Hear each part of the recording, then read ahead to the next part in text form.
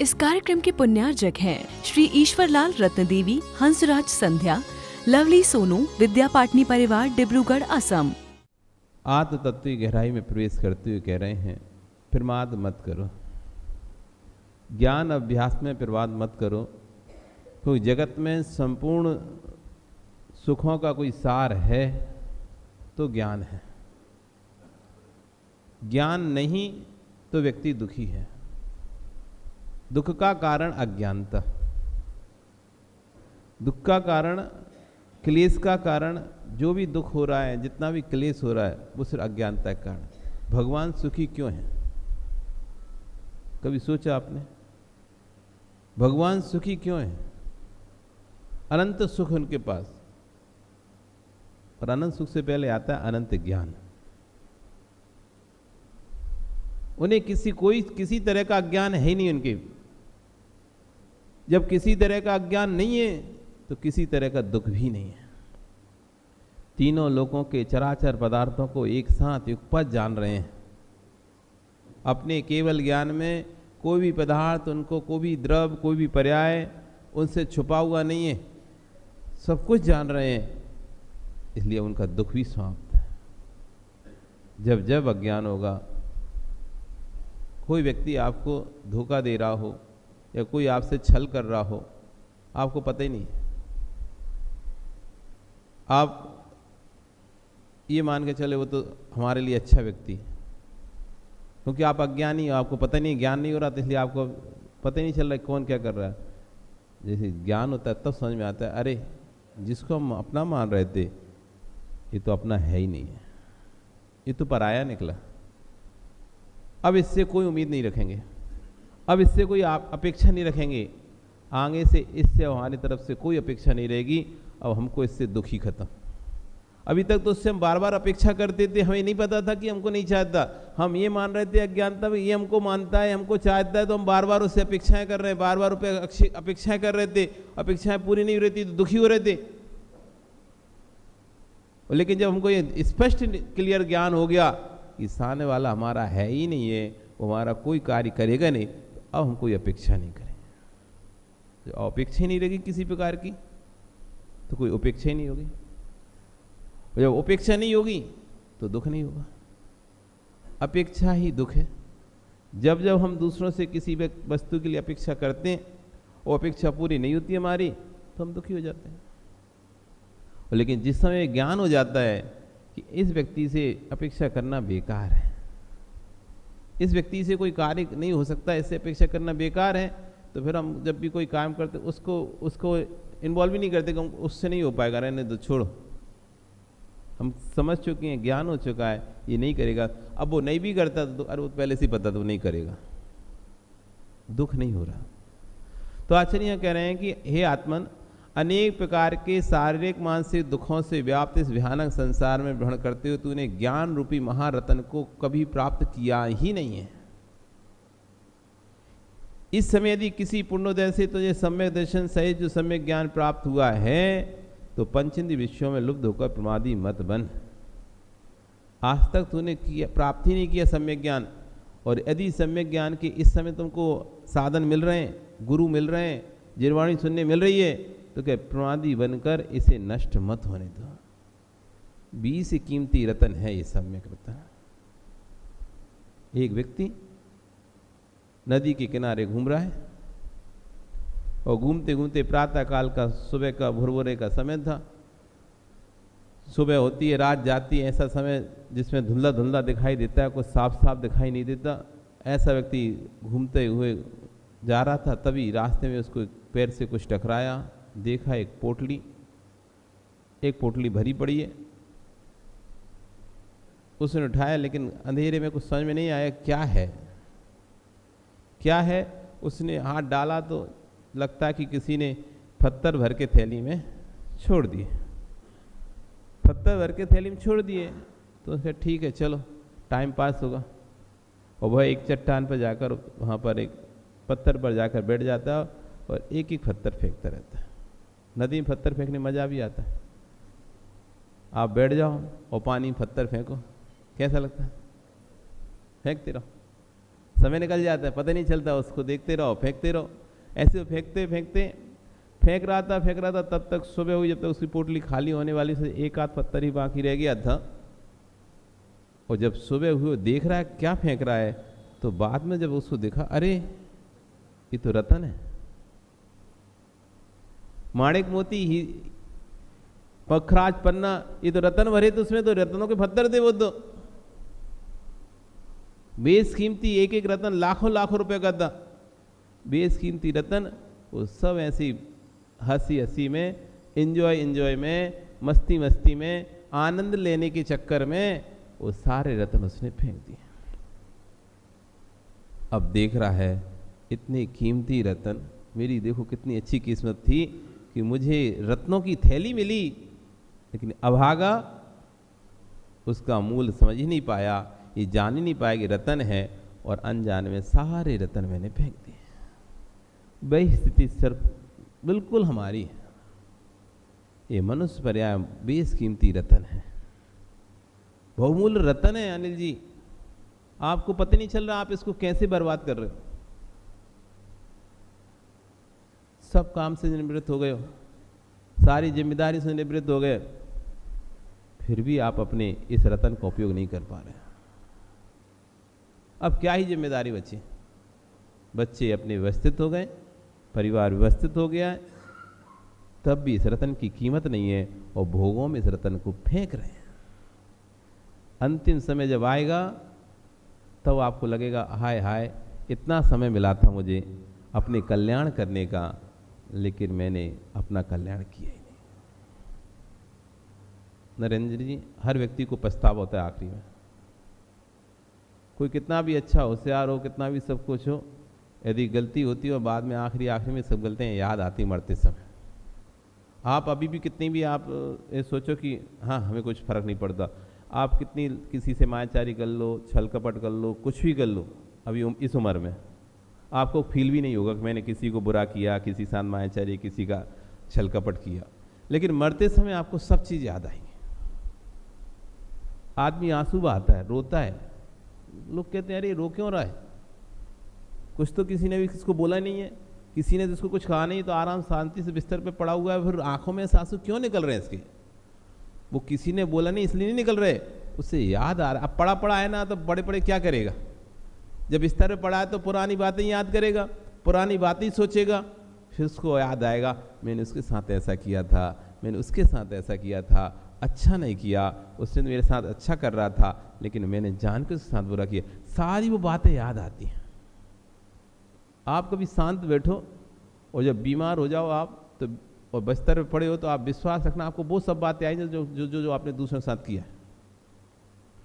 और जब guilty feel होगा कि अब आप असहाय हो गए हो, किसी का कोई जिनके राग में किया था उन लोगों ने भी आपको जब छोड़ दिया, चाहे जिन मित्रों के राग में आपने किया था, जिन परिवारजनों के राग में आपने दूसरे से दुश्मनी मोल ली थी या दूसरे को खूब सुनाया था, उसके साथ खूब छलकपट किया, और उन लोगों ने छोड़ दिया आपको, दूध में से मक्खी निकाल तरफ फेंक दिया, फिर आपको और ज़्यादा याद आएगा कि देखो जिसके राग में मैंने दूसरे का अहित किया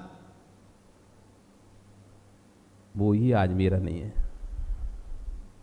जिसके लिए मैंने दूसरे का बुरा किया, जिसके लिए मैंने दूसरे के प्रति बुरा सोचा, आज वो भी मेरा नहीं है, उसने भी मुझे छोड़ दिया है। तब आंखों से आंसू टपकेंगे, काश मैं उस समय अपना कल्याण कर लेता, उसके राग में फंसकर मैंने उस कल्याण के मार्ग को छोड़ दिया, उस अच्छे मार्ग को छोड़ दिया, और आज उस व्यक्ति ने मुझे छोड़ दिया, आज उस व्यक्ति ने मुझे छोड़ दिया। पद्म पुराण पढ़ना चाहिए, पद्म पुराण एक बार नहीं 10-10 बार पढ़ना चाहिए। कोई कहेगा हमने पढ़ लिया, कुछ नहीं पढ़ा। जितनी बार पढ़ोगे पद्म पुराण उतनी बार कुछ नया प्राप्त होगा। हम तो 5-5 बार पढ़ते, तब भी फिर से मंगाया हमने 3 भाग पद्म पुराण पढ़ने के लिए। जितनी बार पढ़ोगे तो कुछ कुछ नया का नया मिलेगा, उसमें पुराना नहीं मिलेगा। ऐसा लगेगा आपने ये तो पिछली बार पढ़ा ही नहीं था, कहाँ छूट गया ये। क्योंकि जब भी पढ़ते हैं तो हर समय हमारा दिमाग एक सा नहीं होता। कभी कभी जब पढ़ते हैं तो टेंशन में पढ़ते हैं, कभी पढ़ते हैं जल्दी में पढ़ते हैं, कई कई पढ़ते हैं तो इधर उधर काम आवाज़ चलती रहती तो ध्यान नहीं रहता, पढ़ के तो चले जाते हैं, लेकिन दिमाग स्मृति नहीं रहता क्या पढ़ा आज। क्योंकि कभी भी आप लोग स्वाध्याय करने के बाद उसको स्मरण नहीं करते कि आज हम मंदिर में क्या स्वाध्याय करके आए हैं, उसको घर पे बैठ के नहीं सोचे। यहीं पढ़ लिया सो पढ़ लिया, एक पेज 2 पेज जितने पेज पलटने थे, एक ग्रंथ उठाया कोई सा भी, उसके 2 पेज पढ़े, कहाँ से पढ़े, बीच से पढ़े, शुरू से पढ़े, आखिरी से पढ़े, कहीं से ही पढ़े। स्वाध्याय करना था, महाराज जी नियम दिया था 15 मिनट स्वाध्याय का, 10 मिनट स्वाध्याय हो गए, 10 मिनट चलो बंद कर। आज ये मिल गया, कल वो मिल गया, परसों दूसरा, तो नहीं हो पाता। और एक ही ग्रंथ भी पढ़ते हैं तब भी विश्वास मानो कि आप सप्ताह में एक आध दिन ही कोई ग्रंथ को स्मरण में रख पाओगे, एक विषय को, बाकी तो सब पता नहीं कहाँ जाता है। आप क्या, हम भी हैं जब पढ़ते हैं तो ऐसा लगता है कभी कभी। एक दिन तो क्या हुआ, तत्वार सूत्र का पाठ चल रहा था इसमें पर्यूषण में, 3रे अध्याय का। अगले दिन 4थे दिन जब ये लोग आए तो हमने उनसे पूछा, हमने 3रा अध्याय पढ़ा है तुमको? हमने पाठ कर गया, हमने उसका अर्थ समझाया, और हम ही कह रहे हैं अगले ये तो हमने पढ़ा ही नहीं बिल्कुल भी। वो कह नहीं महाराज जी सब आपने पढ़ा दिया पूरा, कल आपने 3रे अध्याय का ही अर्थ समझाया था, वास्तव में समझाया था क्या? हमको खुद विश्वास नहीं, हमको एक भी स्मरण में नहीं है कि हमने इसमें से ये पढ़ाया था किनको। बाकी पहला अध्याय याद है हमको कि हमने पहले अध्याय का अर्थ पढ़ाया, दूसरा अध्याय हमको याद है कि हमने दूसरे अध्याय का भी अर्थ पढ़ाया है, लेकिन 3रे अध्याय का अर्थ हमने पढ़ाया है, लेकिन हमको याद नहीं है कि हमने पढ़ाया कि नहीं। महाराज जी आपकी तबीयत ठीक नहीं थी इसलिए आपको याद नहीं हुआ। तो कभी कभी ध्यान कहीं और रहता है, पढ़ा तो देते हैं लेकिन अपन को ही पता नहीं चलता हमने पढ़ा है। ऐसे ही पढ़ लेते हैं और हमको पता नहीं चलता पढ़ लिया।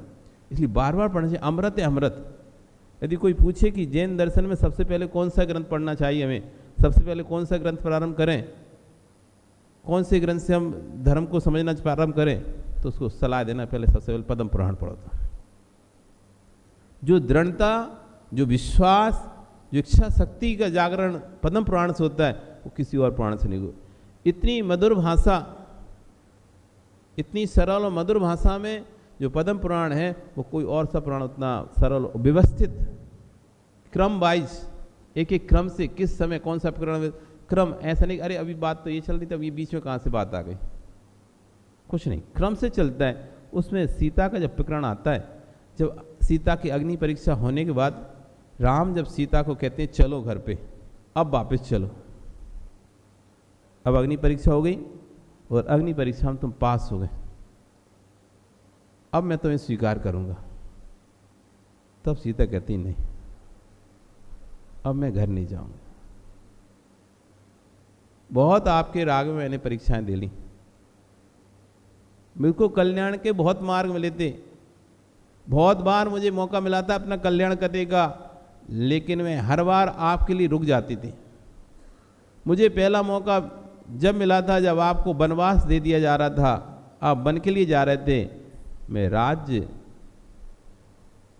में रहकर साधना कर सकती थी, आरिका के पास जा सकती थी, पर नहीं, मैं आपके साथ राज्य के भोग भोग सकती थी, लेकिन नहीं, मैं आपके साथ आपके पीछे पीछे जंगल जंगल भटकी। दूसरा मौका मुझे तब मिला जब रावण ने मुझे हरण कर लिया था। मैं वहां पर आपका नाम स्मरण करती थी, यदि मैं वहां पर ही संन्यास धारण कर लेती और भगवान का नाम लेती आपसे की जगह, तो आज मेरा कल्याण हो गया होता। तब भी इसी उम्मीद में कि आपके साथ रहने मिलेगा, आपका ही नाम रटती रही। चौथी भूल फिर से मैंने की, दूसरी हो गई, तीसरी भूल फिर से मैंने की। आपने मुझे लोगों के कहने से छोड़ दिया, दूसरे के कहने से, जबकि यद्यपि मैं निर्दोष थी, आपको भी पता था कि मैं पूर्ण रूप से निर्दोष हूं, फिर भी दूसरे के कहने से आपने मुझे छोड़ दिया।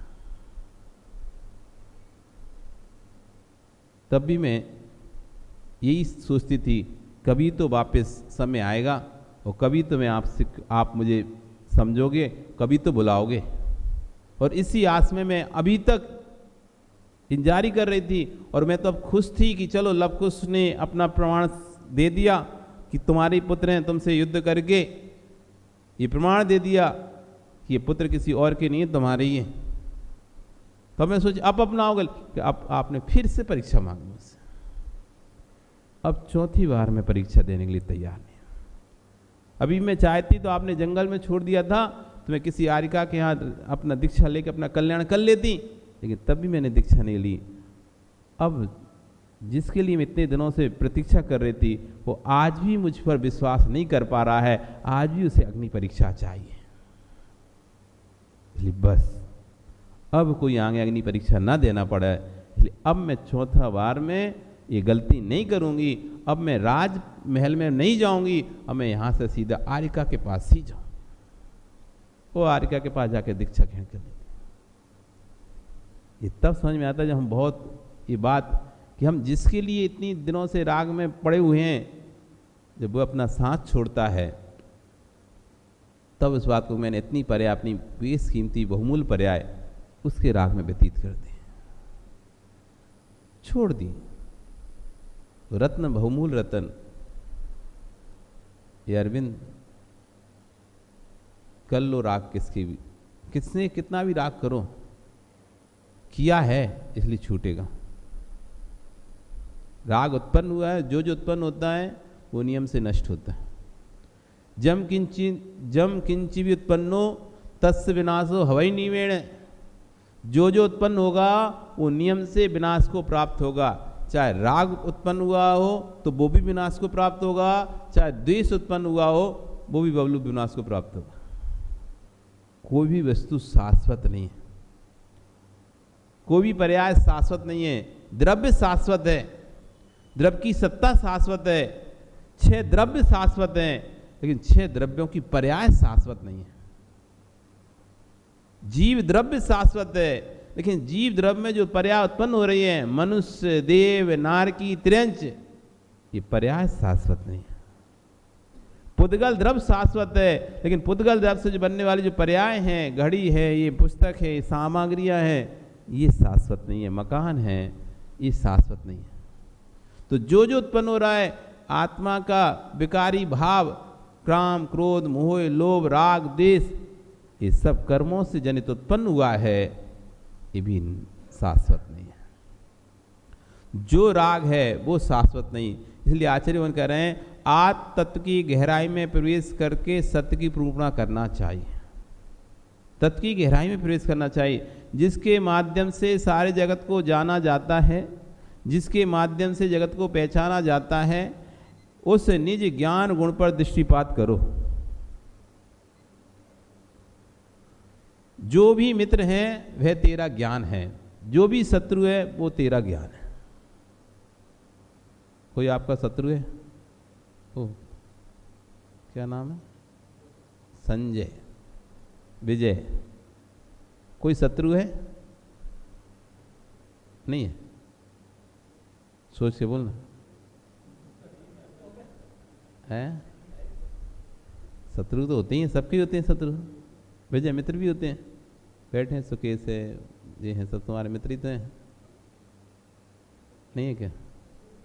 अरे मित्र हैं क्या नहीं कि शत्रु हैं? कौन है ये?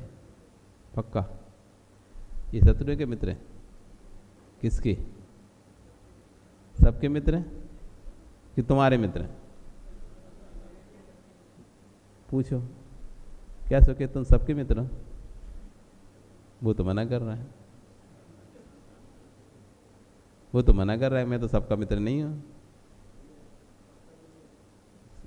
अब बताओ तो क्या है, मित्र है क्या शत्रु है? तुम मानते हो पर ये क्या है? हैं? वो तो यही बताएंगे, तुम नहीं बताओगे। ये मित्र व्यक्ति है या तुम्हारा ज्ञान है? व्यक्ति मित्र है या तुम्हारा अरविंद ज्ञान मित्र है? इस कार्यक्रम के पुण्यार्चक थे श्री ईश्वरलाल रत्नदेवी, हंसराज संध्या, लवली सोनू, विद्या पाटनी परिवार, डिब्रूगढ़, असम।